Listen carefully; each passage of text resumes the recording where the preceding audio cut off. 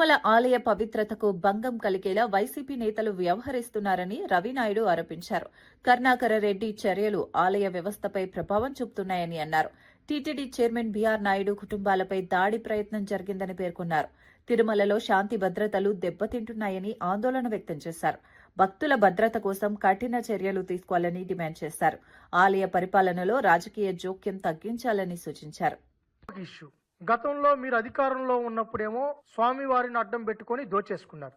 యథేచ్ఛగా ఉన్మాదుల్లాగా స్వామివారి కానుకల నుంచి గోల్డ్ వరకు అన్నీ దోచుకున్నారు. ఈరోజు మీరు ఓడిపోయిన తర్వాత 365 రోజులు స్వామివారిని అడ్డం పెట్టుకొని ఉన్మాదుల్లాగా ప్రవర్తిస్తున్నారు. తిరుమల ఎంత పవిత్రమో తిరుపతి కూడా అంతే పవిత్రం.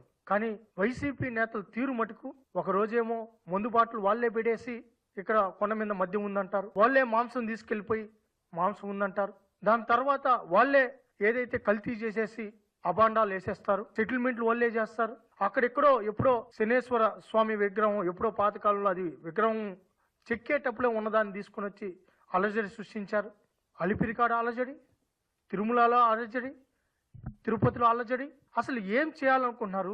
ఉగ్రవాదుల్లాగా తీవ్రవాదుల్లాగా స్వామివారి పవిత్రతను దెబ్బతీయాలని జగన్మోహన్ రెడ్డి డైరెక్షన్ లో జరుగుతున్నది అనేది స్పష్టంగా అర్థమైపోతుంది.